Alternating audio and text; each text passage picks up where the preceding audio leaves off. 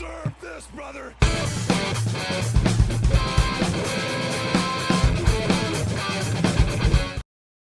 All right, we're back with Observe This. Draven and I are hanging out, and I've had a bad cold for these last couple days, and I was like, you know what?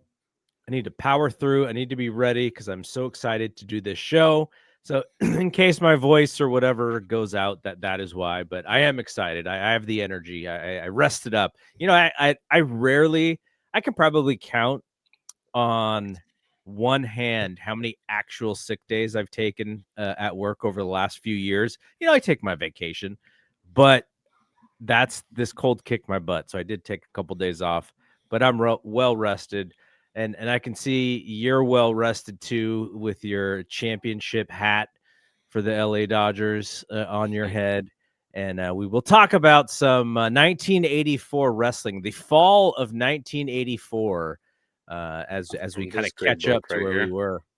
And the new book just came out. I got it. Thank you so book. much. I got it right here.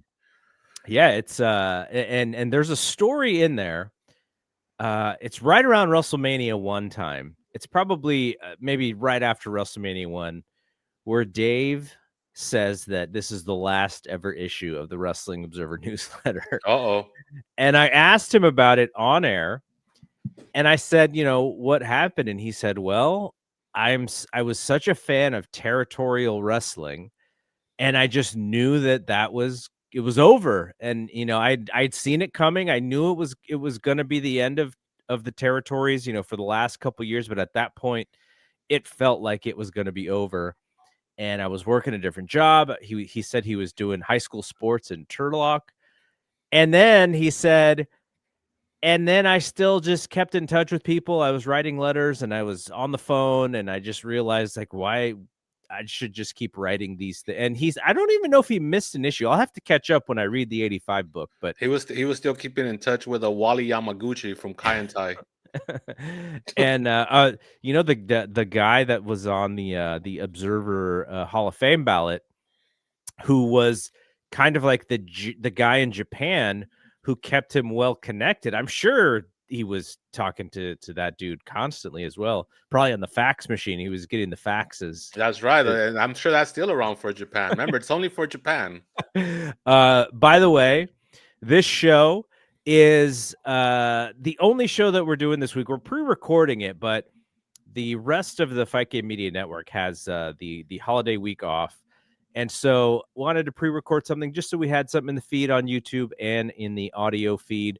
So hopefully folks are hanging out with their families if they can, and if not, just chilling and relaxing and able to kick back and listen to us. I'd said, hey, should we do something about Thanksgiving wrestling? And you're like, oh man, we've done that so often. So we will not specifically do that.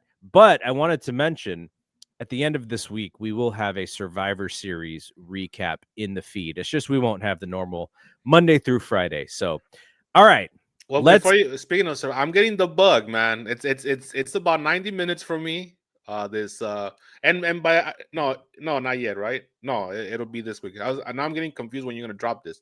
But anyways, I'm thinking about heading out there to San Diego. Maybe we'll see how the prices are because they're ridiculous. But if I go find something on the cheap, and by that it's still gonna be expensive, but something reasonable, I'll head out there. Because you know what, I gotta say, this past Monday's Raw, it was really exciting, and I don't say that often about either company. But it was. I just felt very excited. It was awesome, and yeah, I kind of want to be there now. We'll see though. That Raw, the one that you're talking about, was the Madison Square Garden Raw, and there have been better shows, but for one night, it just seemed like almost everything they did clicked on that show. Yeah, and they had all the stars, pretty much all the stars, which, it's funny when people kind of wonder if there's an A and a B show. The SmackDown is clearly the B show, even though Cody is Russell's mostly on that show. But they still tee up everything on that Raw whenever they want to get big stuff over. So I was just like, man, whenever they have been there, we've talked about this all year long, the malaise of the creative. but when they want to, they can still make it feel important, and that's what they did on that Madison Square Garden Raw. Yeah, no, it was fun, and again, one of the things when people always ask me like, why what's the big difference between AEW and WWE? Is that ability to make something look big, right? That Hmm. because again, I don't think there was any kind of like 5-star matches on Raw. It was, but as a show, it was memorable. I remember the show. I remember the closing angle. I remember the Cena segment. And we talked about it. WWE is all about the moments, right? But Yeah. they just know how to build those moments like great. And so yeah. I mean, one of the KLB guys actually went to the show and he told me how much he paid. And I'm like, dude, I think he paid like $350 for like A middle. nosebleed seat. Yeah, it wasn't exactly nosebleeds, but it was getting there. Yeah. And I was like, man, let's just hope Cena wrestles at the very least, and he Yeah. did. Yeah. So, He did. He did. good for I hope he got his money's worth. But yeah. So I don't know. We'll see. We'll see. All right. So I do want to save. We'll talk about this at the end, but I am interested in your thoughts on kind of how the Cena retirement thing has been, as well as the Tanahashi retirement, because both guys retiring in right around the same time frame. It's kind of ridiculous if you think about it. It's like, what major athlete, it's Magic Johnson and Larry Bird retiring at the same time. Not quite that level, because wrestling is not quite at that level, but it's kind of like to those, representative of wrestling. That's kind of what it is, which is pretty interesting. So, Yeah, all they right, have a lot of similarities. We'll talk about it at the end. yeah. But let's get through 84, the fall. And you know what happens right around this time is Wendy Richter against the Fabulous Moolah on MTV. Now, we talk about this sometimes, which is that a lot of this stuff happens kind of after or kind of before we really started paying attention. When would have been the first time you saw these MTV shows that WWF did in 84 and 85? I saw them on compilation tapes like in the late '80s because I was at this point I was 3 years old. So yeah, I It was was in. wild to me when I learned that they actually had wrestling shows on MTV. I was like, "How? What? Why? Like, what's going on here?" And then you realize that, that was a partnership for 2 years, and that was them utilizing that new audience for the rock and wrestling and stuff, but pretty fascinating. And in pro wrestling, they do utilize pop music with the entrances around this time, putting together music videos. So pro wrestling was kind of on, up to speed with the pop culture stuff of this, but actually working with MTV is kind of a different level. So I always trip out when I think about Vince McMahon having to work, deciding to do some stuff on MTV. I have a question for you because this is interesting to me. First, yeah, they did a couple. They did the war to settle the score and the brawl to settle it all, or something like that. Um, where do you think Vince McMahon? How do you think that he? I wonder where he got the idea to think so much outside the box because he didn't get caught in the trappings of a promoter, right? And even the smart promoters, they always work with the parameters that have been established for them, years prior by promoters before them. But Vince came with a whole new idea because those shows, it's not even like you said, it's celebrities and all that, but it's not even like he's got no interest in in-ring work. Like he doesn't care. And Yeah. that goes so to the point where like those were 1 hour specials, right? And he only had like 2 matches. And the majority of the show is spent interviewing celebrities Yeah. talking about the match. I mean, you're talking about maybe less than 20 minutes of ring time for a 1 hour show, and the rest is literally all interviews hype videos. And think about that time, nobody was doing that. And not only was nobody doing that, it seems like it's the wrong thing to do. And somehow Vince just stuck to his guns and did it anyway. Was it because he didn't grow up a fan of the business? Like, I don't understand where he got this. I understand where he got the ideas. I just don't understand what motivated him to go through with the ideas. And they didn't seem preposterous to him at the time. Yeah. That's where it's just amazing to me. Yeah. The idea of WrestleMania wasn't necessarily his original idea, like pro wrestling had been done at the arena, showing it on the big screens and stuff before. So it's not like that was necessarily unique, but yeah, like, I mean, who do we give the credit to? Because obviously Cyndi Lauper is kind of the connection there, right? Yeah. So she and Captain Lou are seated next to each other on a flight, and they strike up a conversation. So Captain Lou is the key, or is like the hook for Cyndi Lauper to be connected to WWF, and then Vince and Cindy. I wish I was I wish there was like footage of their conversations of like who convinced who? Did Vince go like, hey, we want to work with you, or did she go like, hey, I would love to work with you guys? Like, who gets more of the credit there? That would be an interesting. I've never actually.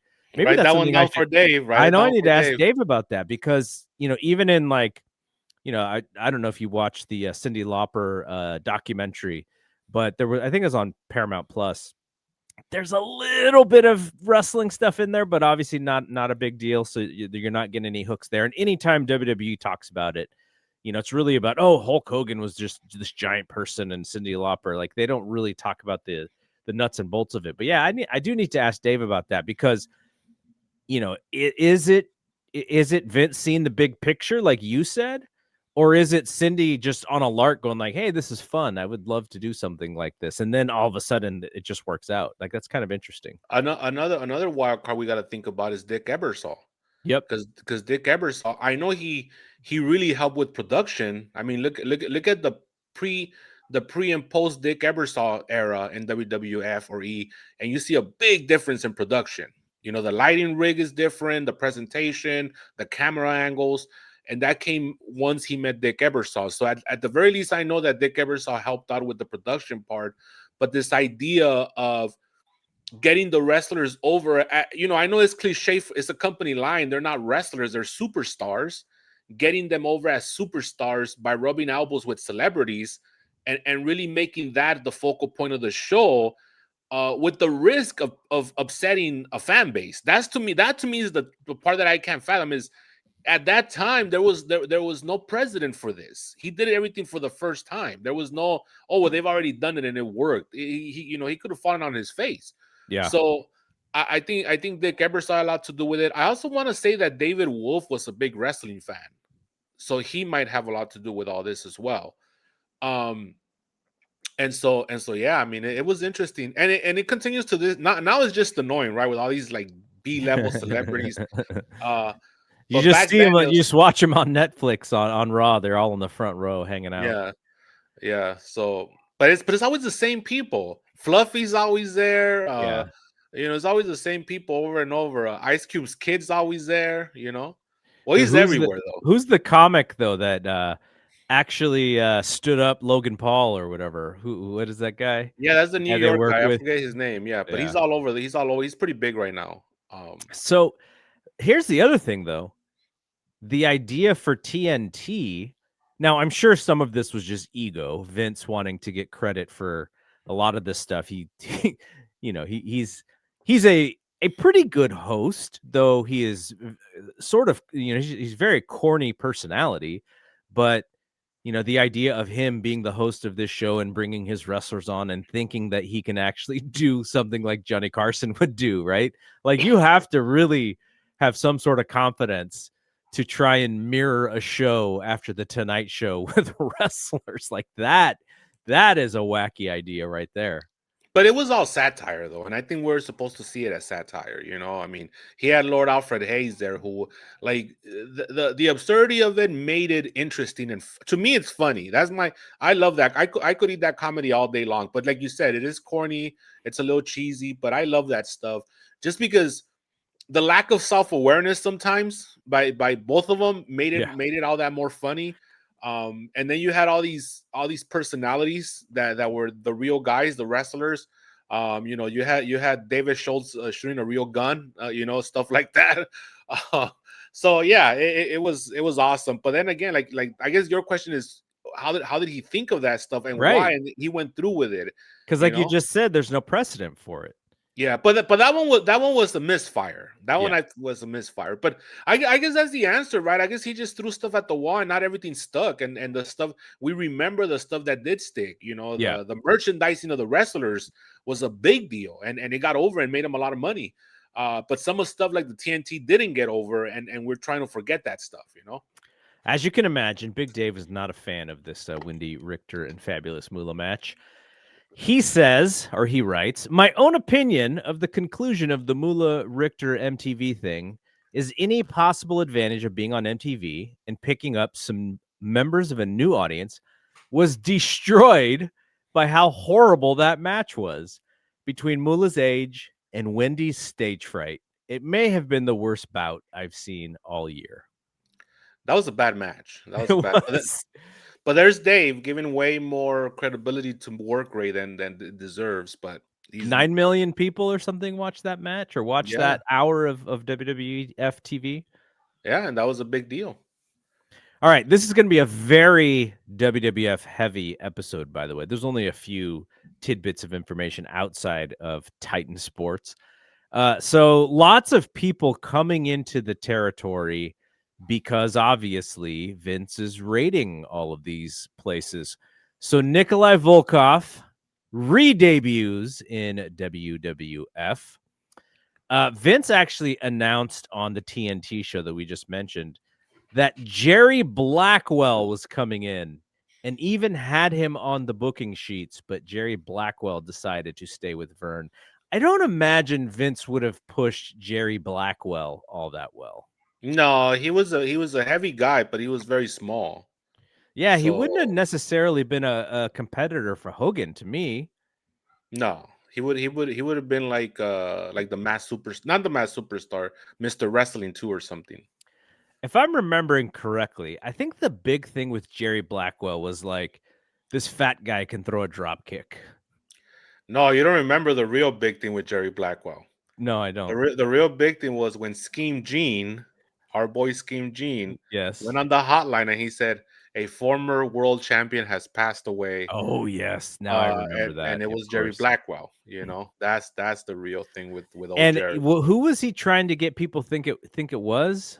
Well, I want to say Ric Flair, maybe. I was wondering about that. If it was Flair or Warrior or somebody like that. Yeah, but either way, it was a bait and switch, and it was very unethical. But that was Scheme Gene. That's why Vince made that parody of Scheme Gene, because he would do stuff like that. Yeah. So what's interesting about this time period also is WWF and New Japan Pro Wrestling, they still kind of need each other in a way because they have this partnership. Hogan would go back and then there would be some, Antonio Inoki would come over and there'd be some stuff that they would like sort of trade off. And they also got WWF also got a giant booking fee for their guys to go over. But at this point, Dave writes that Vince is causing trouble across the sea because there were members of the Japanese press who attended one of the MSG shows. I think it was actually the one in which Moolah and Richter had the match, and they were banned for taking photos and kicked out of ringside areas. And so none of the newspapers and magazines from Japan had any photos of what was Antonio Inoki winning a battle royal on that show. And he also refused to allow Hogan to defend the WWF championship in Osaka against Inoki. And then Dave wrote that it's possible because he may still be thinking of in '79 when they did the little back and forth with Backlund, Bob Backlund. And so, but what this may have also been is that he was renegotiating with New Japan at the time to get that booking fee that I was mentioning for his talent to go over there, because he eventually renegotiates for $500K, which was a giant increase over their previous agreement. And one of their leverages is that New Japan had all of these relationships with other companies like such in Mexico and stuff, but these other companies were pulling out. So it's like WWF was kind of the game for them. And so I wonder if some of that stuff with Vince was just also leveraging kind of big brothering New Japan, going like, you need us more than we need you. Yeah, I think so, because that would be the last deal they would sign by 85. They wouldn't be doing business with them anymore. It would be done, so that's when I think that's when the British Bulldogs had to make a decision whether to stay in the United States or go back to New Japan or All Japan. They would end up going to All Japan when they quit WWF. But yeah, so it seems like that would be the last one. The $500,000 a year would be the last one they would sign. And yeah, at this point, Vince wants to be the top dog with everyone. And you mentioned the British Bulldogs. They're going to come up because Dave was really sad about Calgary going down, and he was contemplating like stuff in these issues. So we'll talk about it in a second. So Sergeant Slaughter, you had mentioned royalties just a couple minutes ago. This is pretty interesting. So Sergeant Slaughter, he puts his notice in to leave WWF. And Dave thinks it's a negotiating ploy.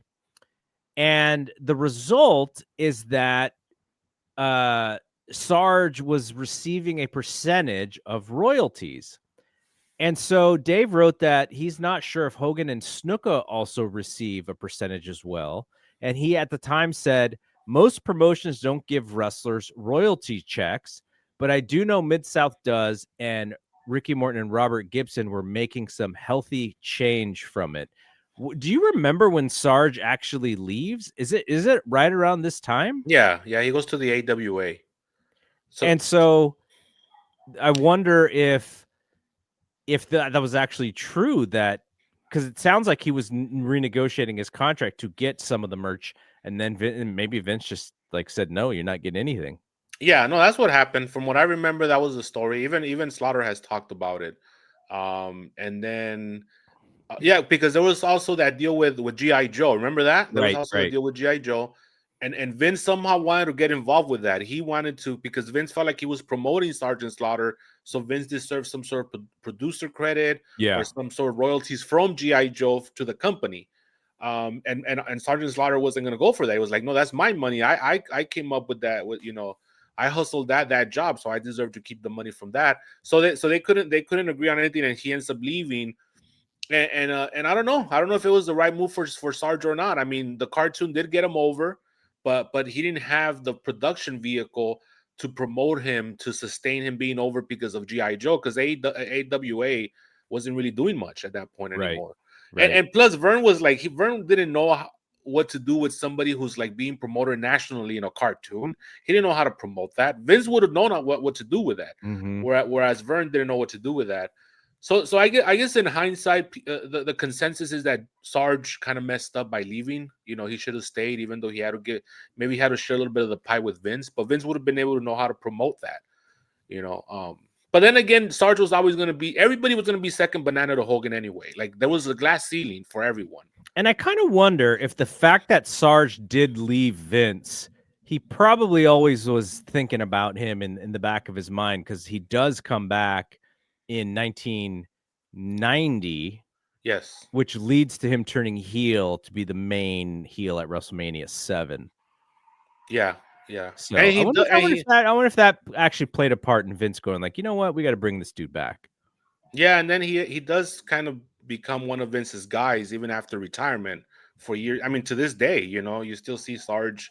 There was that point where once a year he would come out and squash one of the comedy guys on Raw, So I mean, at the end of the day, he had a good career, but we'll never know what would have become if he would have stayed, or but he decided to leave.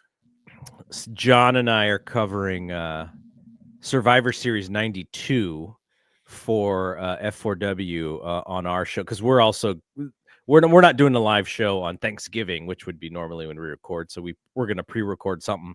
Why did you choose that show?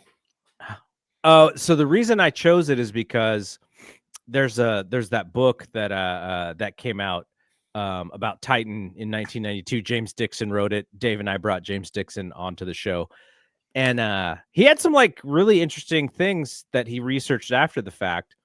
lots of Berserker and Road Warrior Hawk just going balls out crazy in the UK after that SummerSlam and during that SummerSlam show, because he Yeah, said that Hawk was out of his mind. that was it And for Hawk in that company. That show was the end of him. then lots of stuff with Bret Hart and Davey, and Davey and the Anvil were doing partying pretty hard, and Mm-hmm. Bret having to walk Davey through that match.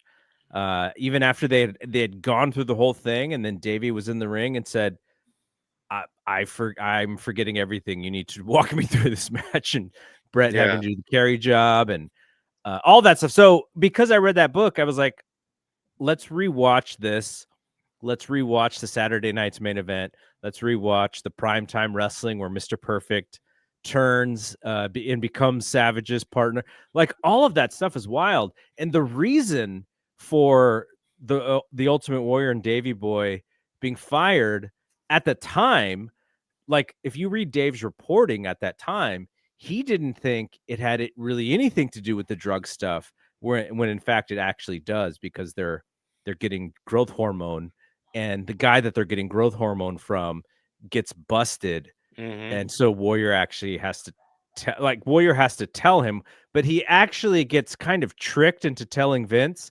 Like, the news comes out that this dude gets busted, and Vince calls Warrior, and Warrior thinks that Vince knows already, so then he just blabs it out as to what happened, and so he had to fire him. Vince was such a smart guy. Yeah, that's an old tactic. Yeah. Yeah. So Vince bluffed and Warrior fell for it. But yeah, no, if I remember correctly, at this time there's that doctor that Dave's been talking to in 92, right? Yep. The doctor Yep. that claims that you can't get anything by him. Yep. And so Dave believes him at doing in 92, not later on when it come Yeah. out that what was it, Di Pasquale? Yeah, I think so. Yeah. Uh-huh. Man, look at me, man. Come on. Yeah. It's a good one. And then what happens is that so Dave thinks that he's on the up and up, so he thinks it's got nothing to do with drugs or growth hormone. And later on though he would actually make corrections, because I remember the 93 observers, there would be corrections like, you know what, yeah, they did end up, they were using a growth hormone. And that was an interesting time because they had to promote that entire show. Like they had like a week to like reshuffle the deck. And that's one of my favorite skits from Bobby Heenan, the wet weasel. Yeah. Where a macho man's like, I was thinking about you, I want you, and Perfect's like, what? And he slaps Perfect. Heenan slaps Perfect right in the face. Yeah, the usual I'm the boss. He did that with so many heels that turned on him. And then that's when Perfect gets the jug of water and throws it at him. He's like, the wet weasel. What a great angle. So the reason why we're covering that, or the reason why I was reminded of that, is right at the time where they bring Sarge back as kind of like the enforcer guy, like the guy who's in charge, is right around that time frame. So lots of different stuff was happening at that time. I think they actually called him the sheriff, if I'm not, or the commissioner. Yeah, and he would have that role, and then he would be the one that DX would always clown on. That would be, he would have it up until then. But with the chin, they'd make fun of the chin all the time. Yeah. Yeah. All right, so then back to 1984. JYD comes in. Of course, you know that Dave is going to be all about the jokes, but he says he's already junk food dog. No, he's I don't know if he's JFD yet, but he's definitely talking about how bad JYD is in the ring. So, but Dave writes, make no mistake about it. Despite my personal feelings, this guy could and should help the WWF at the gate. I don't know if he did when you think about it. I guess in the southern states he kind of did. When I first started watching, I thought Junkyard Dog was so cool. And whenever him and Hogan were together, it like meant something to me. They tagged a few times, but it almost like it kind of meant something to me when like Hogan had a buddy. It's like, oh, that's they're buddies. So now that guy's like my second favorite wrestler or whatever. When I was a little kid. Yeah, but Hogan with a buddy, you know where that was gonna end up most of the time. I know. Well, to me, when I was a little kid, what made JYD so memorable was that he was in the cartoon as well, and he was kind of like the second baby face in the cartoon. Yes, absolutely. So I'll never forget that, and so to me, that's what got him over with me. Later on, when I discovered tape trading and I saw all his Mid-South stuff, I was like, okay, that's a whole different JYD. It's like Jacksaw Duggan, two different characters, in different companies.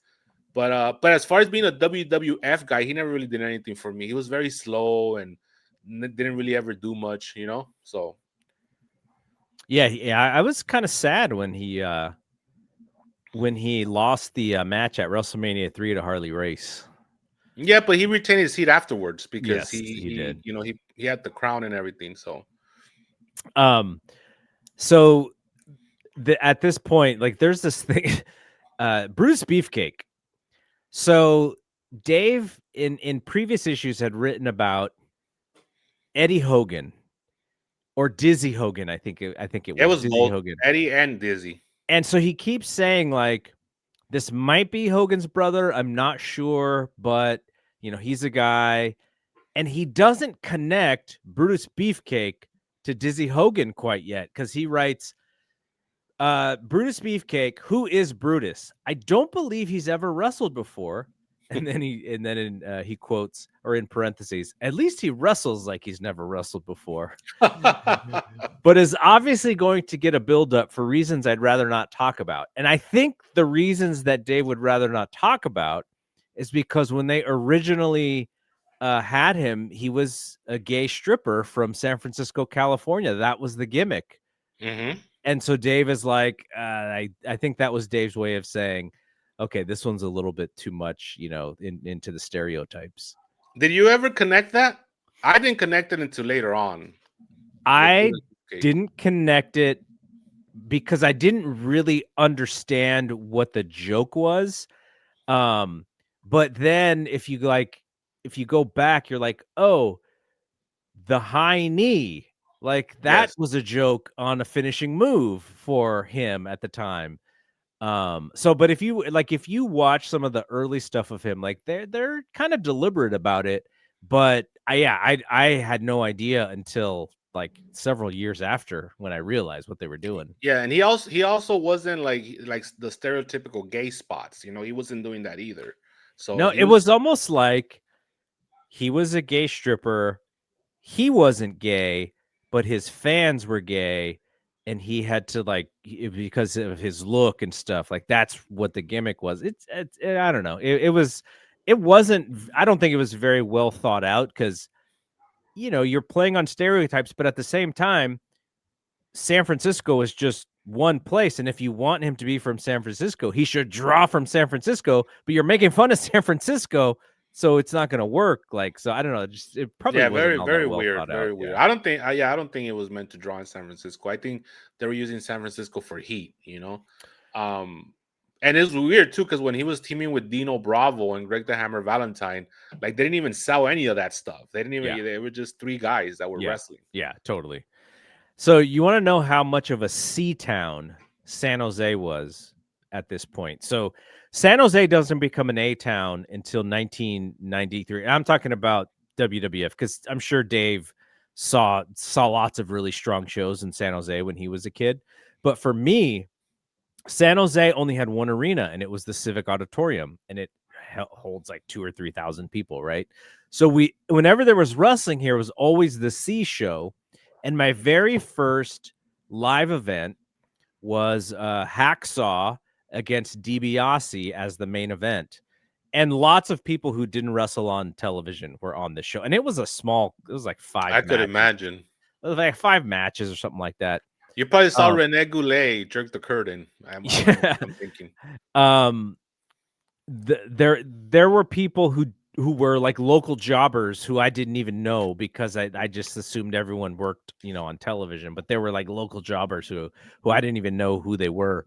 But at this point here, I'm going to give you a card for the San Jose show, September 20th, 1984.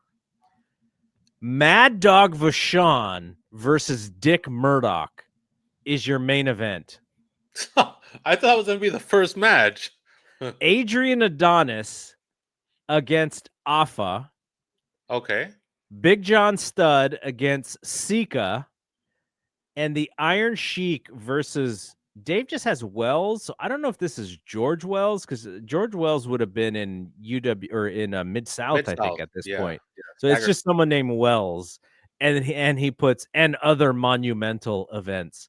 But that's like the kind of cards that would come to San Jose until they built the Shark Tank, and then that's when we started to get all the I like I like then I like how Vince uses the Samoans for 2 matches instead. Like he gets instead of 1 tag match, he gets 2 matches out of them. and they probably were the main draws out here, I would guess, Yeah, because that was there's no Hispanic wrestlers on. There's no Mexican wrestlers on this one, so it had to yeah. be Tito the wasn't booked Samoans. for that show. Nope, I don't see Tito. So yeah, 1993. I think it's like November is like the first A card that comes to San Jose, and then by then the Cow Palace was the B show. Oakland Coliseum was still, but because that building was the new building, then that was like that we would get all the A house shows. At this point, Vince fires Bob Backlund, and Dave writes, the reason Backlund was fired was because Vince wanted him to dye his hair and turn heel, Yeah. and Bob refused. Vince then explained to Bob his morals were too high for this business. Bob was practically in tears after getting the pink slip. Yeah, that's kind of messed up. But Bob has always been a person. I don't know if it's his gimmick. I felt like Bob always lived the gimmick, and because he also had a story that like he couldn't read and write till he was like in his like 40s or something like that. I mean, he's always out there with those stories. But he would go to the AWA. Like it seems like Gary Outcast would go to the AWA, and then he would leave the business for like 7 years. And he said he was working installing drywalls Mm, throughout that, and then he comes back in '92 for that run with Vince, and Vince turned him heel, so he got what he wanted. Like Vince always wins with all these wrestlers, yeah. um, and so yeah, so that was it. Yeah, he's gone too. Back then, now if it would have been now, we would have gotten the Bob Backlund heel run against Hogan, right? Because he never got. Oh, he did get it about 20 years later, but at that time he never got his revenge or whatever for Arnie throwing the towel in. You Yeah. know, Yeah. it was just dropped. It was never they never brought up until he came back and turned heel in '94. Then he attacked Arnie Skull in for that. Many years later. Yeah. Hang on one second. Bless you. All right, that was a real sneeze, but at You, least you know, you know. I caught the mute. As a side note, which is becoming the norm on this show. Uh, One of the things that I would always pop me about Bob Backlund is that he's cutting a promo on Diesel in 1994, and he calls him Kevin Nash, and I'm like, it didn't make sense to me until years later. But I remember vividly as the 13-year-old watching that, and because I knew his real name because Yeah. because there was a couple of non-kayfabe magazines Mhm. that would come out in the newsstands that would actually reveal their real names. So I knew he was talking about Diesel, but nobody had called him Kevin Nash yet. So he's like, Kevin Nash, you took my belt at the Garden. I want it back. And I'm like, Kevin, that's weird. I wonder if that was Bob just not caring because it wasn't live, so Vince could have re-edited. So Right. anyway, just wacky Bob Backlund stories. Well, do you remember in The Observer when Dave would run down the pay-per-views, he would put the real names in parentheses? Yes, but sometimes he would get wacky because for Flash Funk, he would put Too Cold Scorpio in parentheses, which never made sense to me. But anyway. All right, now this is where Dave gets sad about the Bulldogs because Stu Hart sells Stampede to Vince, and Dave. This is quite the paragraph here. All right, this is Dave, 1984. Dave, I can't think of anything short of Flair retiring that would more adversely affect me being a wrestling fan than watching those two phenomenal athletes, he's talking about Dynamite and Davey Boy, wasting away their talent in McMahon's traveling circus. Because of Dynamite's size, I'm sure Vince will bury him, parenthesis, or have him so filled with Hulkamania protein powder and the other ingredients even more vital to Hulk's 19.5-inch pythons that his speed and agility will be negated along with his work rate. He was so sad that the Dynamite Kid was going to WWF. In typical Dave, he even gives the shoot size of the pythons. He doesn't say 24 inches. He says 19.5 inches. Uh, But I mean, he loved the Bulldogs. I mean, the whole time he's been. Remember, British Davy Boy was the best wrestler in the world a Yeah, couple yeah. months back in one of our shows. So he's definitely feeling it, you know. So Okay, so so here I'm glad I'm hearing this, because now I know that Ray Phoenix wasn't the first time this happens to him. So I'm happy to hear that. Okay, so here's a question. Because to me, as a Hogan fan, and I was indoctrinated into wrestling with Hulk Hogan, what the Bulldogs to me were like, oh, like this is the other part of wrestling that is actually really exciting, which is this match and getting behind these baby faces in tag team wrestling, where you have like these really incredible guys doing these crazy things, and, which is a way different match than a Hogan match. And I think they weren't quite as influential as Hogan was to me, but they were like next. It was like Hogan and then the Bulldogs as I was growing up. And so then you would know that when they did lose the tag straps to the Hart Foundation, I was pretty heartbroken. And I didn't really know the stuff about Dynamite's back until a little bit later. But I feel like the Bulldogs they weren't even there that long. They were there from like late 84 to 88 maybe. They left that Survivor Series '88. That's when they had So the scuffle so with Rujos. 4 years, and like you said, they're still going to Japan at some point until they can't go anymore. But in that 4 years, I feel like, because everyone says, "Oh, the Hardys are so influential," and the Hardys are an influential tag team. But I think that it kind of starts with the Bulldogs in WWF in '84, and then it carries on to some of these other teams. And it's why I vote for the Bulldogs for the Wrestling Observer Hall of Fame still to this day. Like I voted for them the last couple of years. Um, I think that if the Hardys and Edge and Edge and Christian aren't on the ballot, Edge is on the ballot, but some of these other tag teams, like you kind of can't. Not that you can't, you always can, but I feel like it's not good if the Hardys go in before the Bulldogs, because the Bulldogs are influential, and then the Hardys can be influential after that. So I don't know. The Hardys have the longevity, of course, but Yeah, yeah. No, I mean, I agree with you 100%. It was really only 2 years of exclusivity, because from '84 to '86, they were still going back and forth to Japan.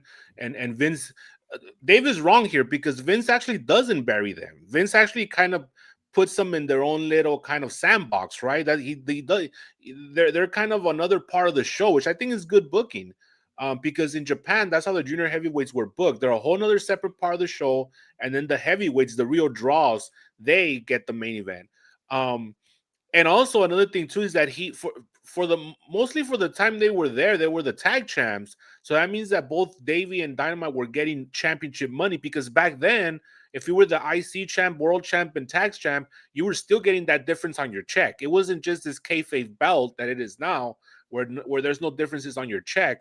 Back then, if you were the tag champ, you were probably headlining a C town, which means you were going to get the bulk of that house money. So they were making a lot of money during that time, um, to the point where I remember Dynamite in his book that I have, that's out of print, by the way, one of the best books on professional wrestling, Pure Dynamite.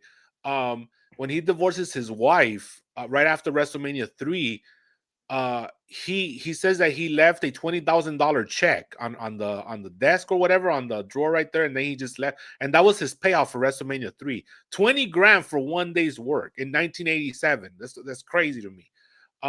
So they were making big money. They were promoted as a top act, as the Bulldogs. They were not buried. They were never fed to anybody, any of the Andre or any of that. So I think the run was a success. Now Dave wants all these 5-star matches that are just not going to be the norm in WWF, because they can, right? Because they're always on the road. You cannot have 5-star matches in WWF at that time, because they were thinking about the next night, and they were thinking about protecting themselves. And even then, they would give you their all every night out. Maybe not 5 stars, but how are you going to have 5 stars against Eddie Boulder or whatever the hell, because they were feuding with the Dream Team for a lot of their run. yeah. And so it's impossible to have 5-star matches with Beefcake. But yeah, I think it was a success. I think it was a successful run, that the one they had. there's a new book on the Bulldogs that I picked up. I think it came out last year.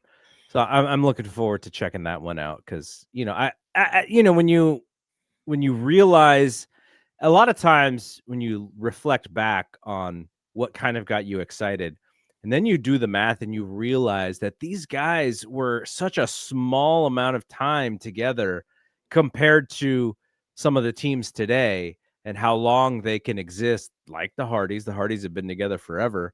And then you go, man, but those 4 years, I'll put them up against, any 4 years of WWF tag teams for me when it comes to the impact that they made on me as a wrestling fan. So, One of the teams that you said right now, that people from my generation, maybe people a little younger than me, have these big memories is Edge and Christian. mhm. And honestly, they were only around for 2 years, from Yeah. '99 to 2001. And to their credit, they never actually teamed up again once they had that first feud. And they were together in the same company for years, and they never teamed up again. But yeah, that's only 2 years, and we think of this great era of Edge and Christian. Now they had some great TV during that time, some Mhm. great skits and all that, but it was such a small portion, time, relative to the years that WWE has been around. So that's interesting. You're right. Our memories sometimes makes these nostalgic memories bigger than they are. Well, why do you think the Bulldogs weren't on WrestleMania 1? I wonder if they were in Japan at that They time or were something. probably in Japan. That would be my guess. Yeah. Well, we know now. We have the book. Yeah, I know. That's what I'm looking forward to reading through. All right, hold on. I think I got to sneeze again. No, I think it left. Powering through it. I Powering think through it. it bailed on me. All right. Guess who's back? None other than Bruno Sammartino. Vince Yeah, was because he able wants to his get son. Bruno back. Yeah. Well, it came with his son. So I mean, I'm sure Dave is predicting that this is not going to last very long. you know, do you know if David and Bruno ever made up? Because Bruno would always kind of like avoid the subject, and I don't know if they made up even after he passed away, like before he passed away. Because they had a big falling out because David Yeah. started doing steroids, and that obviously that didn't sit well with Bruno because he was anti-steroids. Well, yeah, and Bruno was like, just against everything, just very vocally against it while his son is kind of doing it on the side and telling him that he's not doing it. So, like, yeah. Yeah, but I don't think they ever made up. Honestly, I Yeah. mean, I don't know, but I don't remember. I mean, I'm sure it's in the Bruno biography that Dave did, whether or not they did. I just can't remember. yeah. Do you know the story that I'm the one who told Dave that Bruno passed away? No, I didn't know that. You told them? I told him. I had to wake him up and tell him. I think he just says that somebody woke him up. Last time I heard him tell that story, but he didn't say it was you. Yeah. I mean, why would he, right? I mean, probably nobody knows who you were at the time when he's telling the story. But yeah. So that's crazy. So I mean, was he actually like legit? I mean, I'm sure he was sad. I just don't know how he sells being sad. Like, He made a weird noise, like a noise that you make when like you're so surprised and heartbroken at the same time. okay, that It was makes like a sense. groan. Yeah, it was like, I didn't want to tell him obviously, but he didn't know.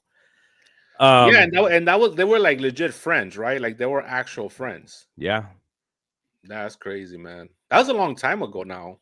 Long time ago. it is. Yeah, it's And been a while. I think to this day he still brings up his birthday, like if he's still alive and stuff. It would have. I think he would have been like 90 something right now. Yeah, yeah. But yeah, Bruno, man. I mean, one of the greatest.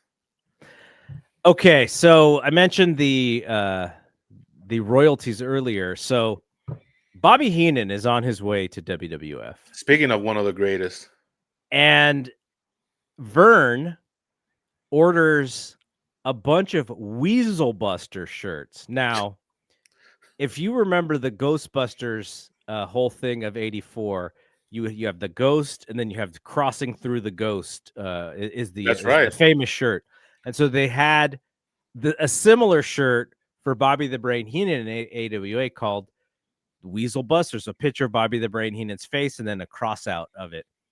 And so he's putting some money into making these shirts. Vince just pulls Bobby away, and so But I'm Vern sure selling Vern all still these sold shirts. them because he was. Maybe he did. Remember, But he was still promoting Hogan even after Hogan left. Dave writes, when Vince goes after messing up your merchandising department, you know he has no mercy. And Yeah, so he was. It was personal with Vern. We know that. Jim Brunzell is also talking to WWF seriously. In my brain, I just always had assumed that B. Brian Blair and Jim Brunzell were like a lifetime tag team, and no clue that they were coming from different places and then just got put together.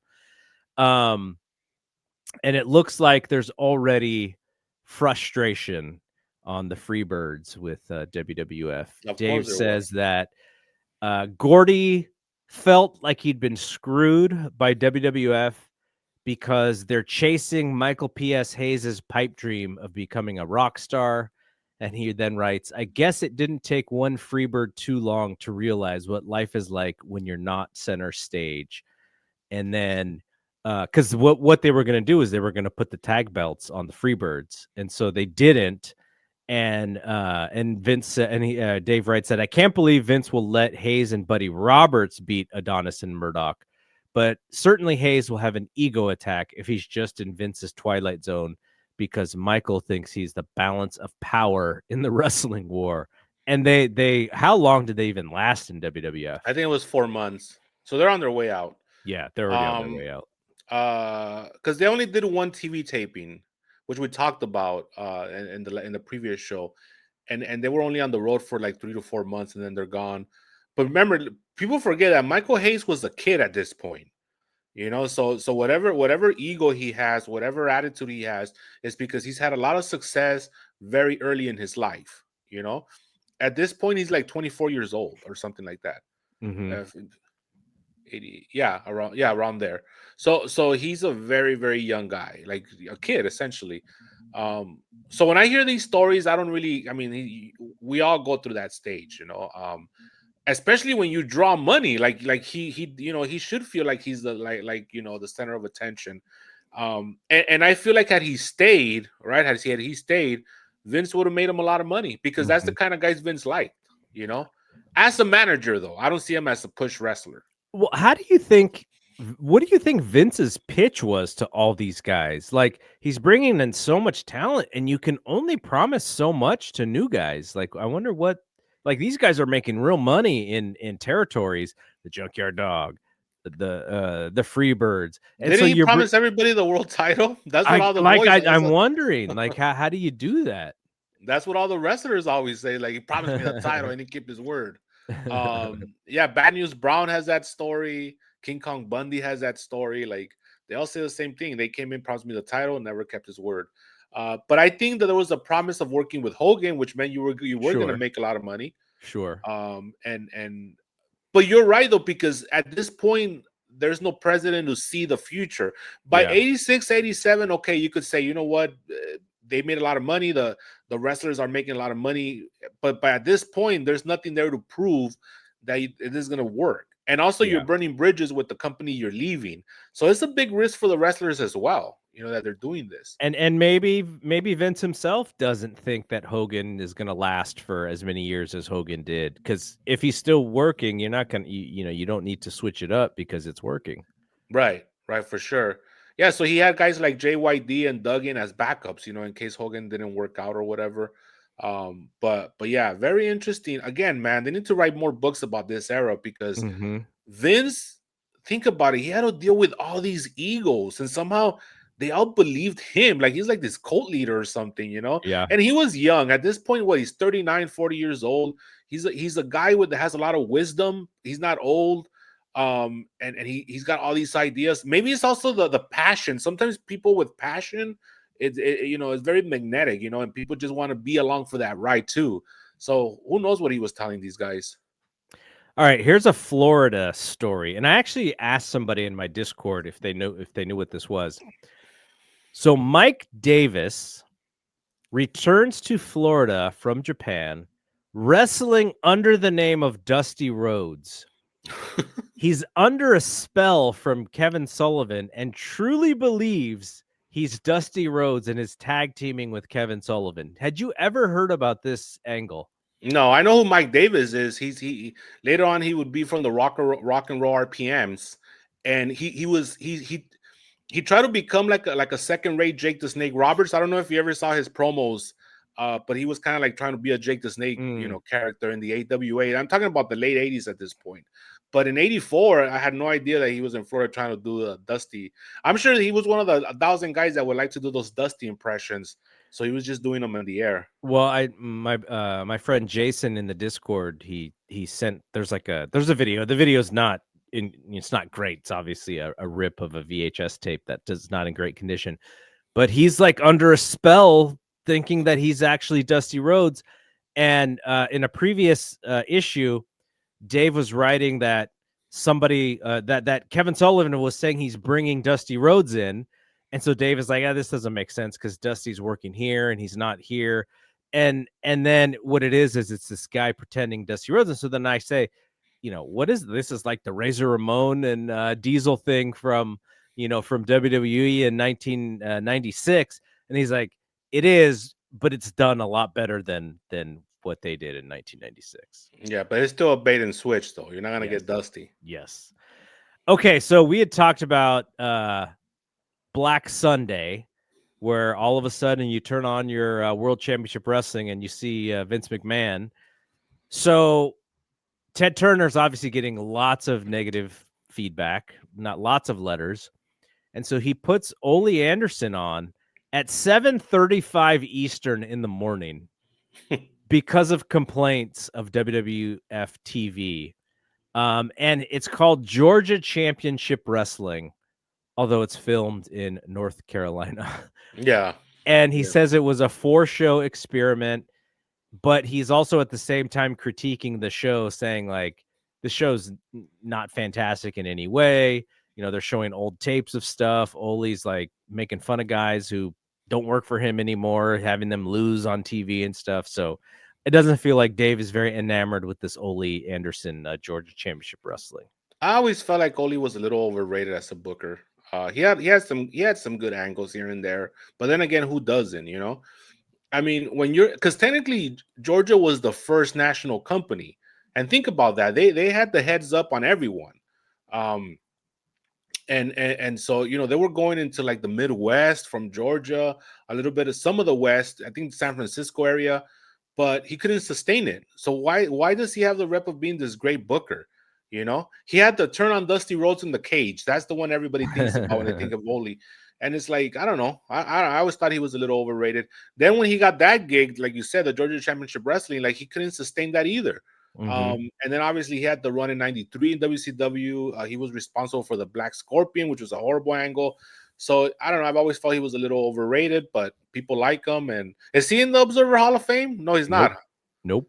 I don't think he's ever going to be in there. Honestly. I don't think so either. After their little exchange. Yeah. But yeah, and then he let Hogan go. Remember, his whole thing was like, you can't have Hogan do the same town every week. Like I had to. It's like, come on. And then he doesn't like Ric Flair. Like, so what do you like, bro? Like, yeah, I always thought he was a little overrated. All right, there's only a couple of Comedy Dave notes here, so let's hit the Comedy Dave. Okay. Was that a new one? No. I actually popped him the other day because he was talking about ECW. And he was saying how back in the day, he would get some flack from the hardcore ECW fans because they were so excited about ECW. And then he'd write about it and say, like this was very cool, but this match actually wasn't very good. And he said, it used to really bother ECW fans when I wasn't 100% positive on their stuff. And I said, yeah. So much so that a guy created an entire newsletter and website about it. It was a small, tiny shot at Dave Scherer, and and it popped him one of those, and I was like, oh, I need to grab that for this, and then I forgot again. I always forget. Yeah, but I I did it. I don't have a problem with Dave Scherer. I think Dave Scherer might be out of his mind at certain points, but I used to like Dave Scherer's stuff, back in the day. But I always could tell that Dave Scherer did not like Dave Meltzer, so I knew that part. But so I was just I kind of said it under my breath. Dave laughed. We didn't make it a big deal. We moved on. And then somebody sent me a note saying, yeah, I other Discords were having fun with that. And I was like, oh man, sometimes I forget that I'm not just talking to Dave. I'm actually doing a show that people listen to. So, Right.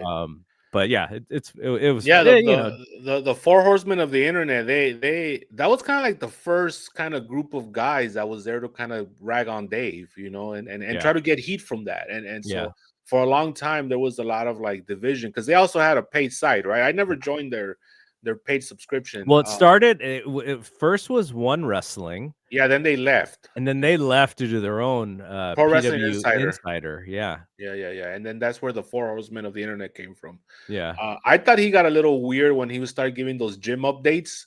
Yeah. He started going to the gym, and then he started giving those updates with pictures. I'm like, dude, that's a little weird for me. Yeah. But I haven't heard from that guy in years, man. You're taking me back to back when I was younger. Well, he wrote something. Gosh, this was probably earlier this year where he really ragged on Meltzer for something AEW related, I'm sure. And he'd also, Dave Scherer, he's been very negative about Tony Khan, so he sits in that on that side of things. But Mike Johnson was really Mike Johnson's the vehicle behind that whole website. So yeah, for sure. all right. First one. He was talking about Ivan Putski, and he said Ivan Putski pins Bob Orton, and he says, this is a case of the very worst beating the very best. Poor Ivan. I was whenever the WWF had a tape called the biggest, the strongest, the strangest, the smallest, or something like that. I just saw it like a year ago. And I think I want to say Putski's on the cover or he's in this video.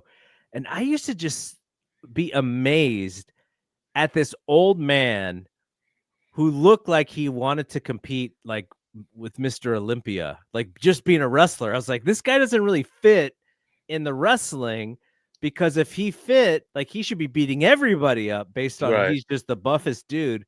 But then he's always getting beat up by the heels. But he so was also very small. That's the problem with him.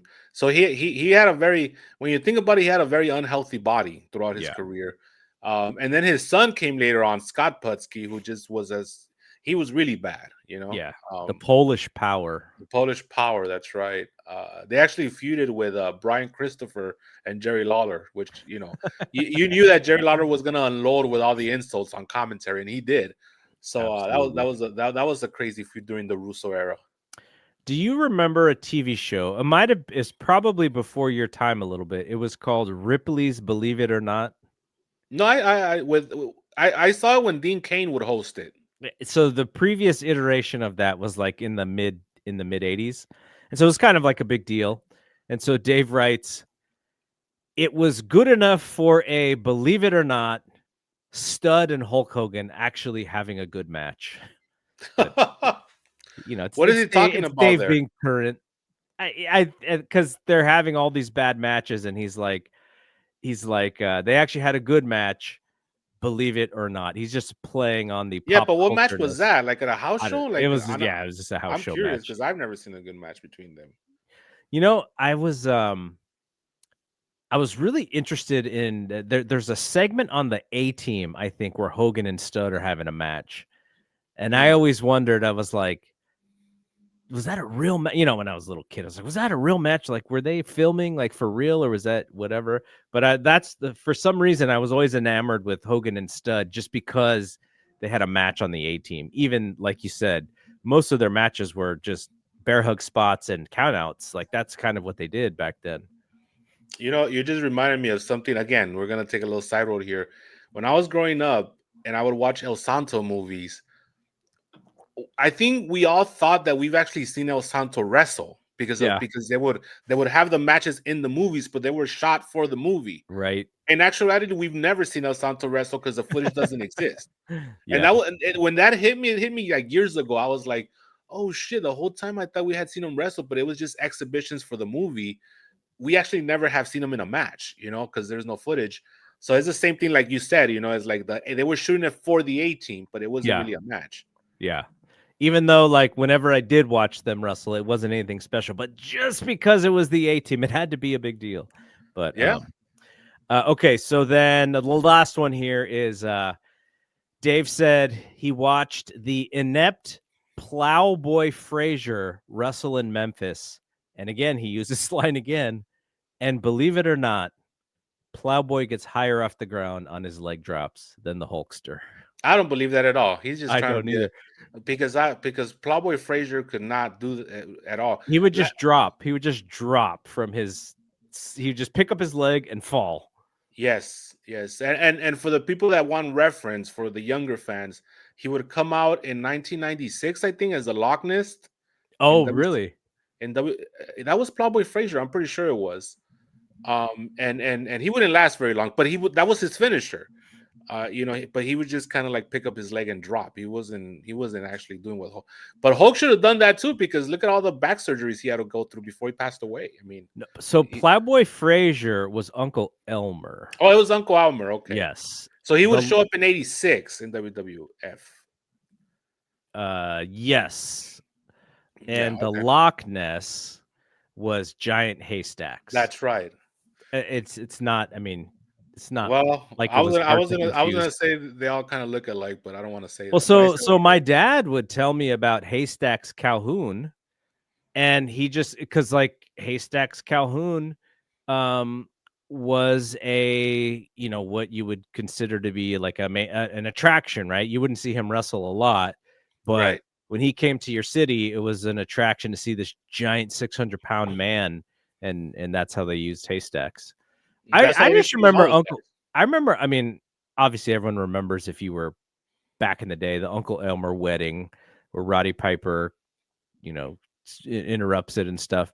But I used to like, the hillbillies, Hillbilly Jim and Uncle Elmer and Cousin Luke.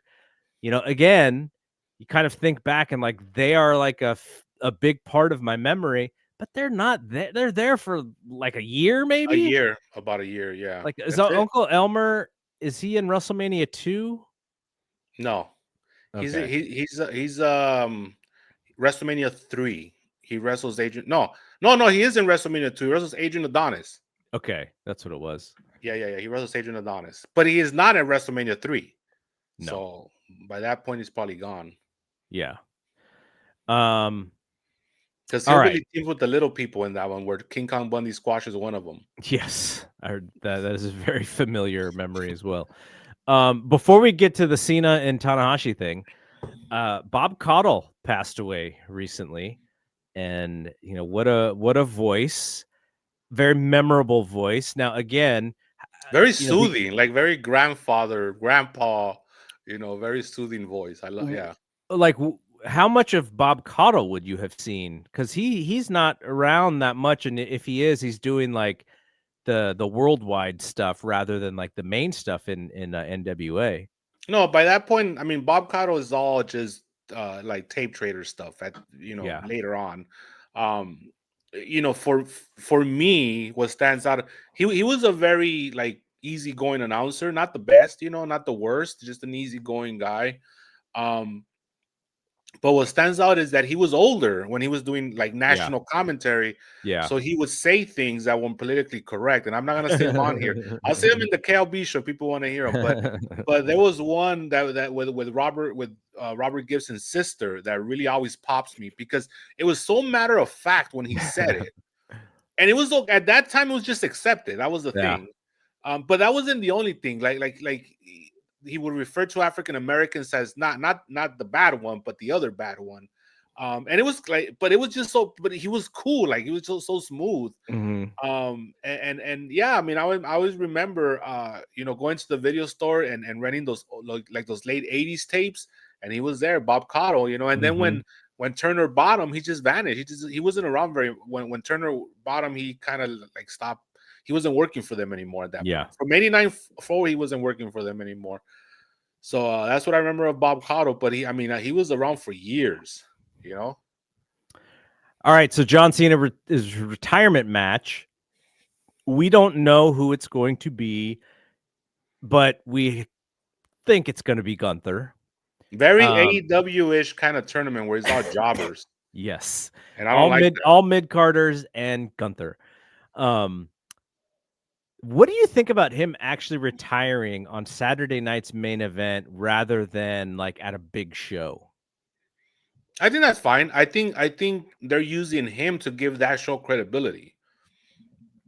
Whereas in a big show, like let's say for whatever reason they decided to do it, because the only big shows could have been Survivor Series, or if you want to stretch it out to the Royal Rumble. Right. And to me, it seems like the Royal Rumble itself is going to take the attention, like it does every year, right? That's a big match.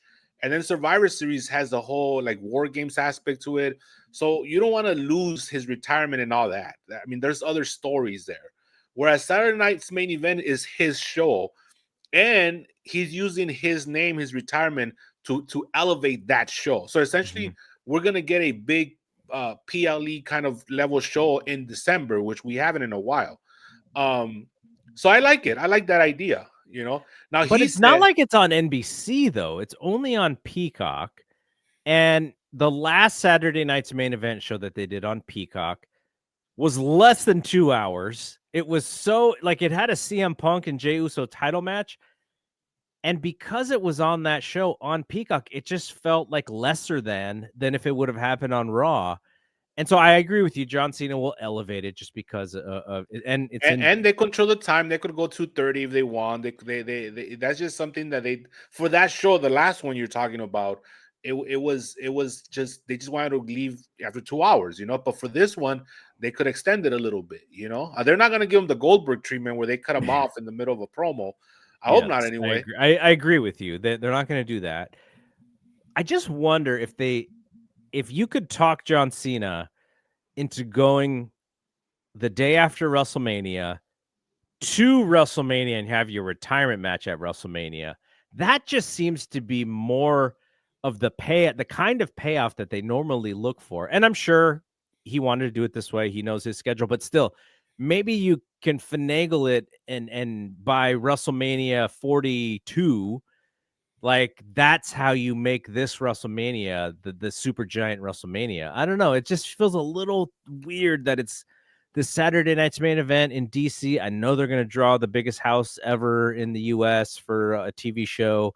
Um, Well, they haven't sold out yet, so they're having trouble pushing tickets because of the prices.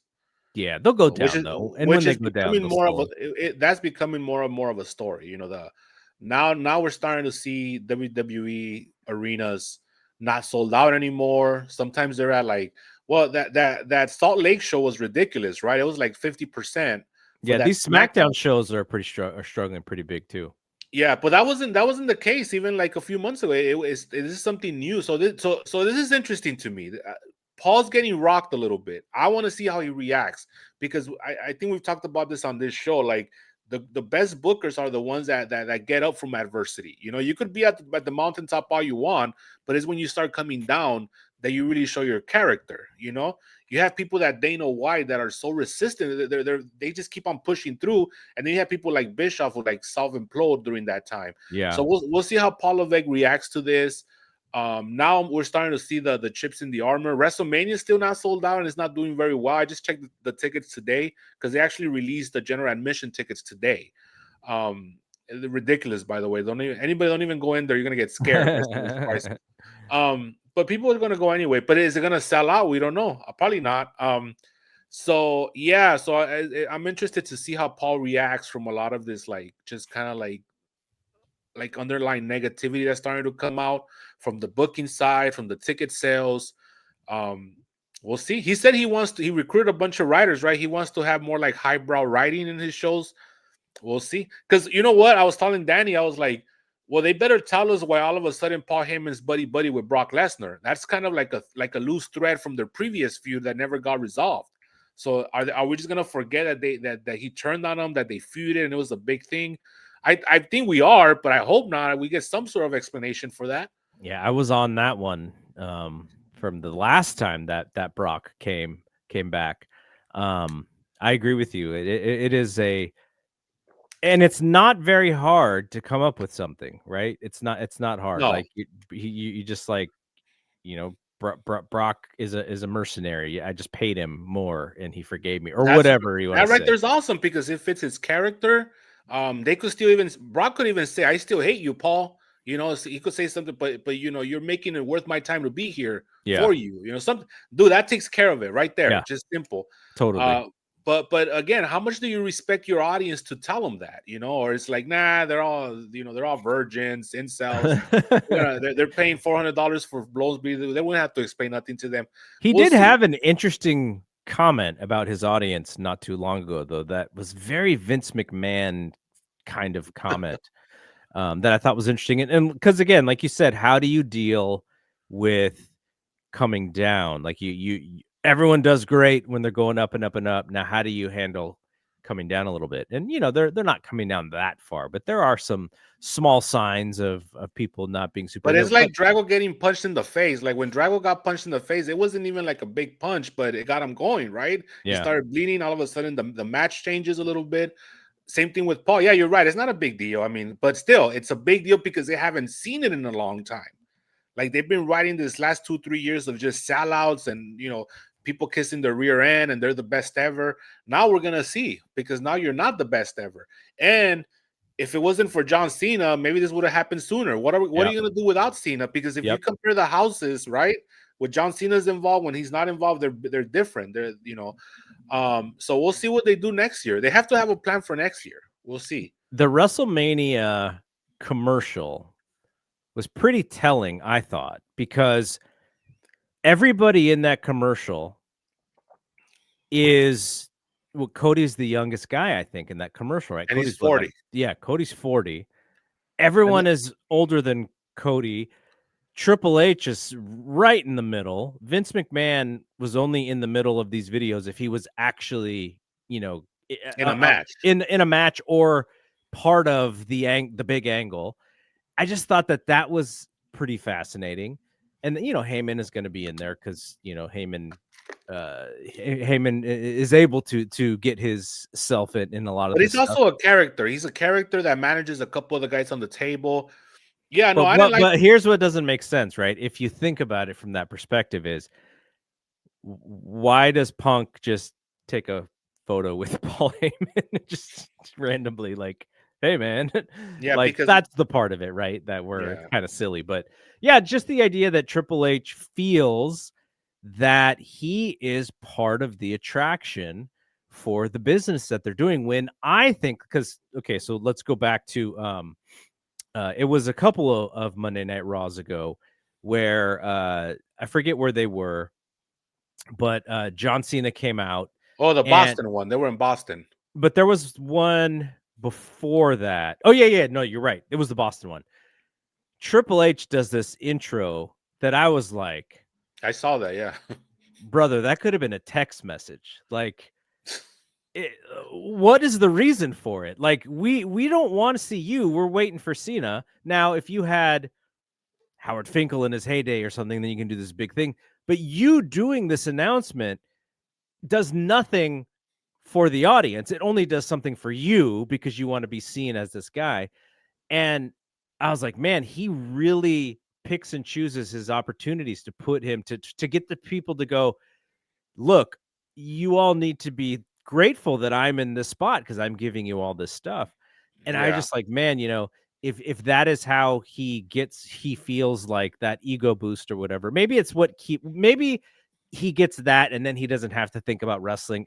I mean, I get that, but still, is he going to be in the middle of the ring doing all this stuff if they're in a cold period, right? Like if the houses aren't full, like if if the cyclical wrestling business, if they struggle, that's going to be interesting because TKO, they are running this like a business. They are not running it like a wrestling territory necessarily. So, who gets the blame if they do go down? That all that stuff is intriguing to me. Not that I want to see it though, because I And want all the that stuff is wrestlers. gonna get tested. And again, like you said, like TKO doesn't have the little intricacies of like understanding the intricacies of the wrestling business, right? Which is different than a lot of other businesses. You have to have wrestling people there to understand what all these things mean, going up and down, all that stuff. TKO is like we bought a gold mine here. Like we've bought this and then we're on top, and Is this how it always is? The answer Yeah. is no, it's Yeah. not. And you're right. Remember, Triple H was brought up to disappear when the ratings are down. Yeah. That's what the old school guys. So I could see him once they're struggling, which some people say they already are with the way they reconfigure the ratings is weird, but I don't think he's going to be around. But I was pissed personally. I was upset because we all know if you follow the business that Triple H is like the biggest Ric Flair mark in the world. Yeah. And here he's putting over John Cena. I'm like, bro, you're lying because you told me all these years that Ric Flair's your favorite wrestler and that Yep. he's the greatest. So now you're saying it's John Cena. And not only do I know that, John Cena knows that. Oh yeah. So he knows you're full of shit too. So that was pretty funny to me. But yeah, that was kind of weird, you know. I don't even. I mean, I don't know. I don't think John Cena is even like top 10. Like No. when you think of the entire, he definitely helped them. 05 when you get him out of that dark period. There are some people who think that Vince's reliance on Cena actually helped the popularity of wrestling go down even faster. But what Vince was able to see was the merch was still strong. The popularity might have gone down, but they were still able to market Cena as this big star. But that's an interesting thought in that, was Cena only good for them, or would they have benefited from other guys actually getting the spot that he was in? Yeah, but that was also at a time where Vince was very paranoid because a Yeah, lot of the guys had left 100%. them. Brock had left them. Bobby Lashley had left them. You know, a lot of these guys that he wanted to take the baton would leave him, and Cena was the one that was very loyal. You know, Yeah. and even Randy Orton at that time, he was out of his mind. You couldn't really trust him. I mean, people forget, but Randy Orton was like one suspension away from being fired, like permanently. I think that suspension actually happened, but they just But were they like, took "Oh, it. They we'll took go it back off. to zero." Yeah, We'll yeah, take you they back to reset zero. it. They reset the. But Because yes, remember when Jeff Hardy was really hot for that short period? Not like you could trust Jeff Hardy, but like you said, you could trust John Cena, so you could take Jeff Hardy up to a certain part, right. and then, but John Cena was always going to be the guy because he's the one that you could trust. Yeah. No, Jeff Hardy should have won that 2008 Royal Rumble match with Orton. I always say that, and I always say that, but Orton won, and it deflated Jeff Hardy. He was never the same after that. But yeah, so I think that played a big part in Cena sticking around for 10 because he had a 10-year run. Yeah. He was a consistent from 2005 up to 2016, which is kind of when he started becoming a part timer. And I think part of that was just because Vince didn't trust anyone else. Until Roman came, but Roman wasn't getting over, No. which is a problem. Yeah. So what do you think should happen at this Saturday night's main event? Should Cena win? Should he lose? I'm sure he probably wants to lose, but you remember the Sting scenario when Yeah, Sting I think retired he and should how win. fantastic that I was. think he should win. I think he should win too, but if he wants to go out, they're not going to talk him out of it, I don't think, because their guy who sticks around is the one who's going to get over from it. Yeah. But then it's Gunther. He doesn't need it. Like, Yeah. unless I don't know if you want to start that babyface run for Gunther, and that'll be his big like babyface turn. They could have like a kind of like an even match, and then Gunther turns at the end, and he shakes his hand, and now we have a babyface Gunther. Which I don't know if that's the case, maybe, but I think Cena deserves to win on the way out. Me Send too. everybody home happy. Now, speaking of someone who's probably losing on the way out, Hiroshi Tanahashi sold out the Tokyo Dome.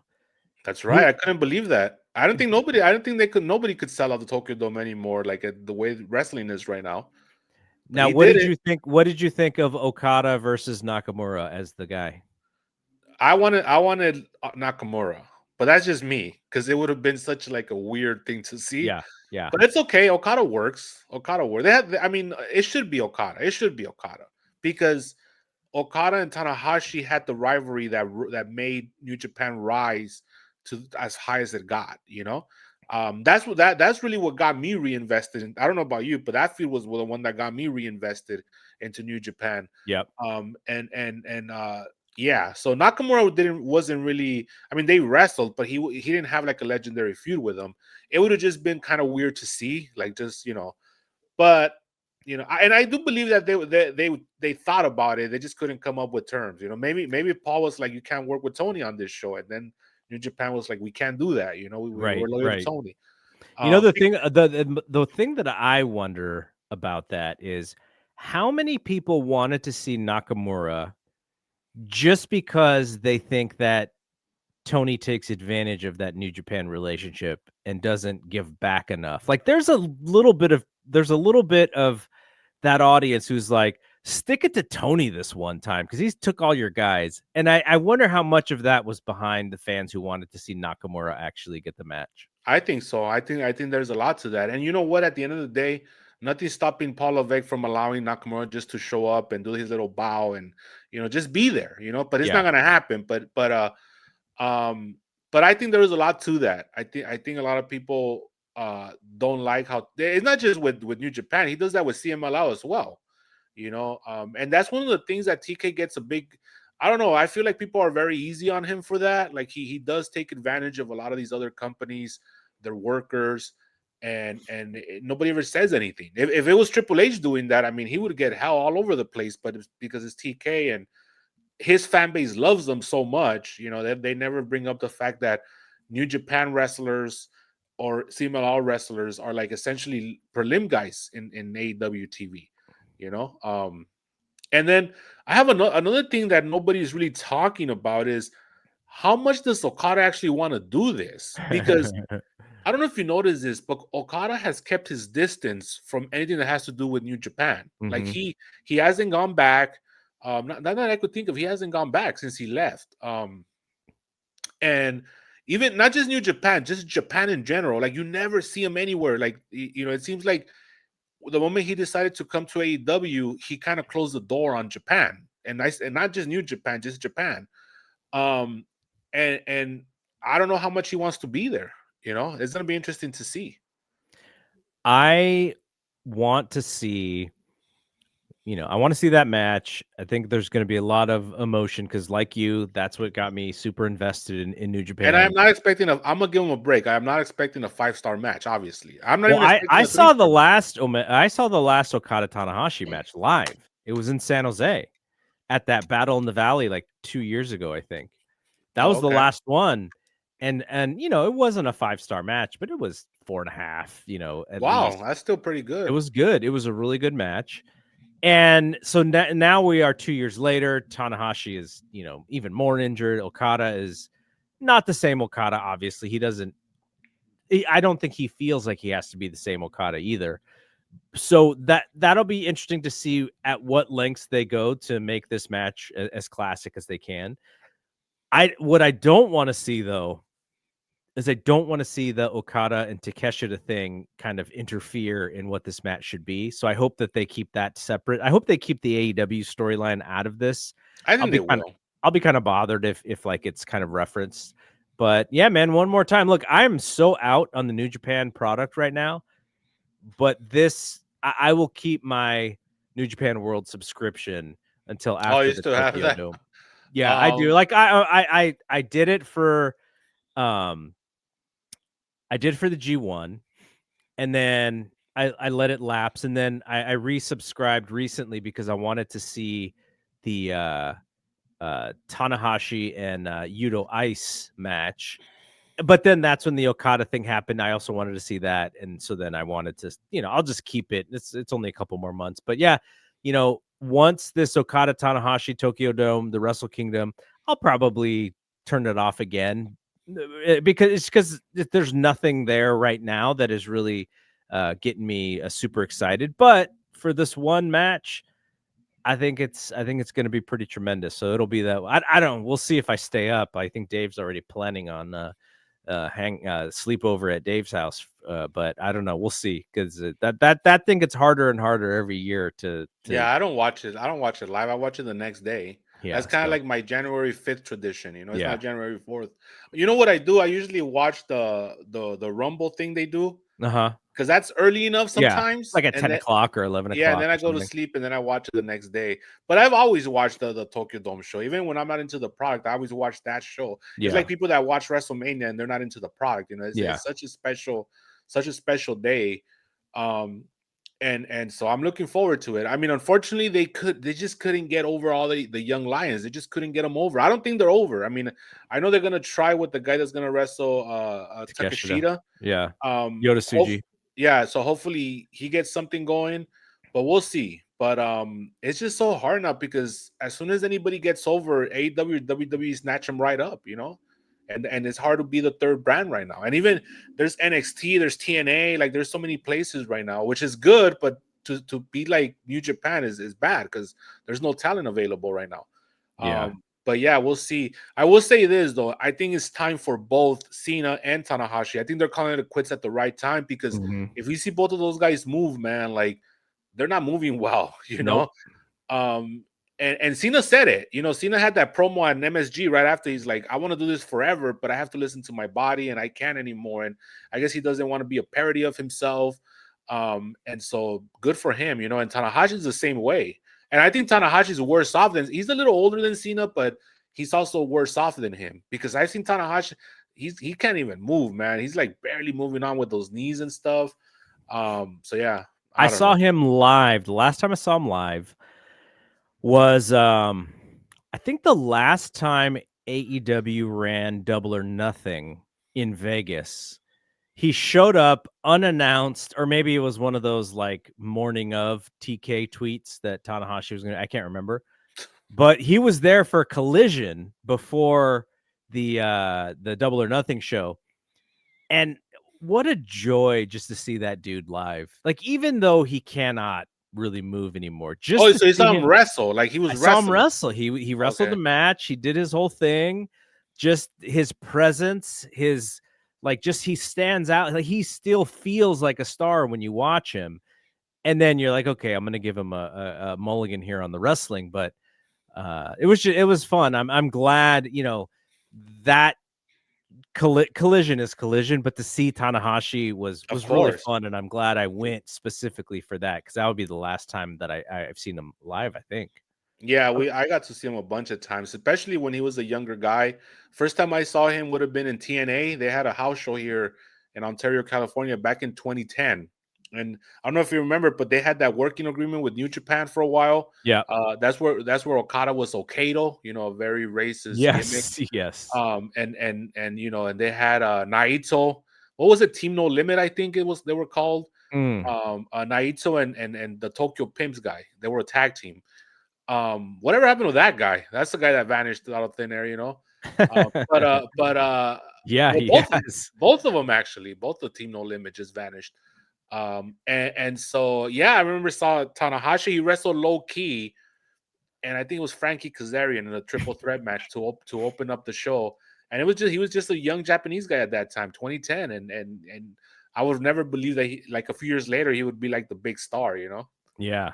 No, it's when you have those years or those careers in wrestling, because wrestling, a lot of the times isn't really mainstream, but when you're able to kind of look at the body of work and to think of, like, can you imagine, like, my knees are done, and that's just from playing, high school sports and then recreational sports, into my 30s, and my knees are done. And these dudes were working in those hard ring, or not hard, but rings not soft, like just night in and night out, just going at it for how many years. Like, it's incredible how long that they've been able to last.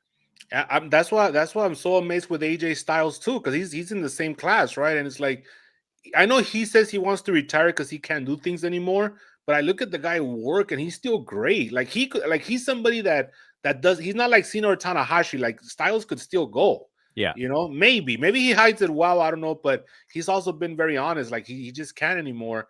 Um, but like you. I'm amazed because I'm also pretty banged up. I just turned 45, so I'm like I'm pretty beat up myself. And like you said, that's just from like being active. Yeah. Not really in sports or nothing. It's just your daily grind of being walking or whatever.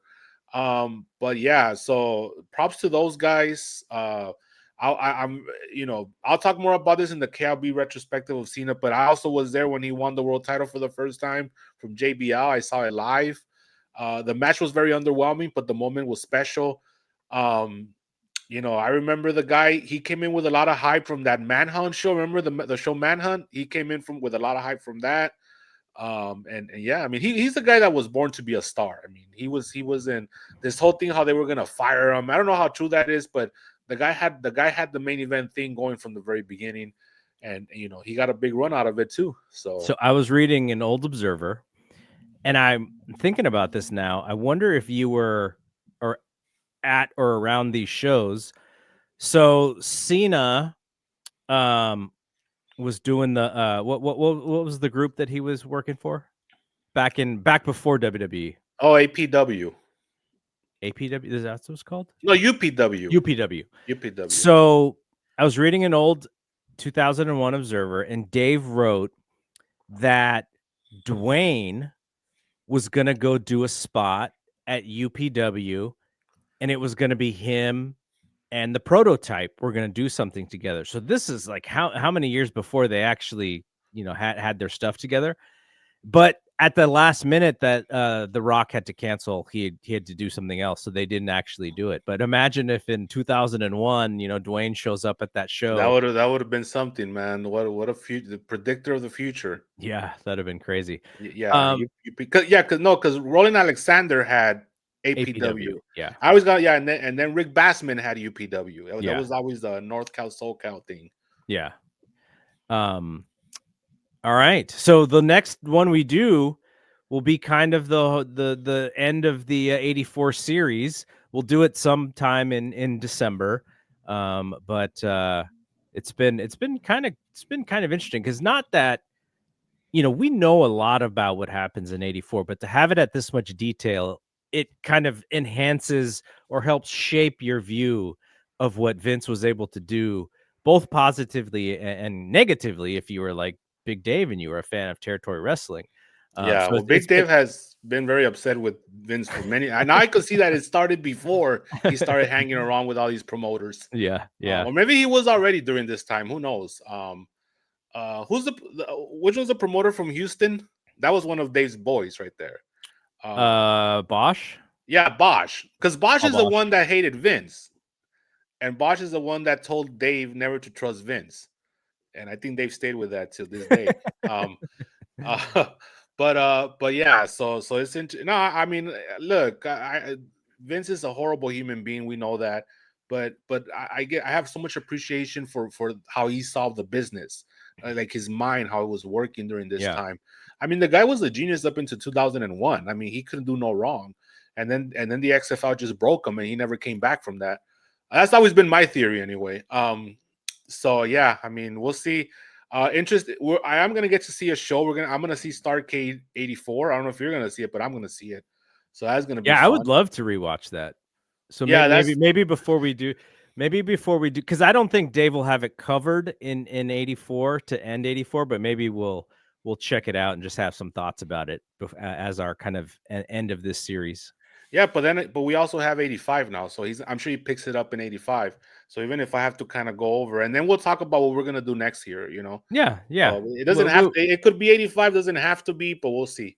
Yeah, it'll be whatever. I mean, we have the freedom to do whatever we want, and then we still got to do our Giants Dodgers show in December as well on Yeah, my other channel. yes, that'll come up once we see some of these free agents where they land and the moves that they make. Interesting. That'll be a happy show for you for sure. Yeah, but maybe I don't know. I mean, we've taken a lot of flack. We bought. Some people say we bought this title. Some people say that we're gonna break baseball. We broke baseball. Who knows? Did you see the baseball the latest TV deals that they Yeah, re-upped? they made the announcement today. They're on Netflix now. Giants and Yankees opening night, Netflix. Yeah, that's one thing I don't like is this whole like just interleague play. Like it's like a regular schedule now. Yeah. Now I think This is the second time in like 2 or 3 years that the Giants have opened up in New York. Okay, Yeah, that's they probably they gonna be a did. hot ticket. Remember, it's New York versus New York, so that Yeah. always gets over. Yeah, yeah. All right. That is it from here. Thanks to Draven for hanging out and doing this. And we'll be, like I said, we'll be back with the year ender for 84. So for Draven, I'm Double G. See you when we see you. Have a happy Thanksgiving to everybody. Peace out.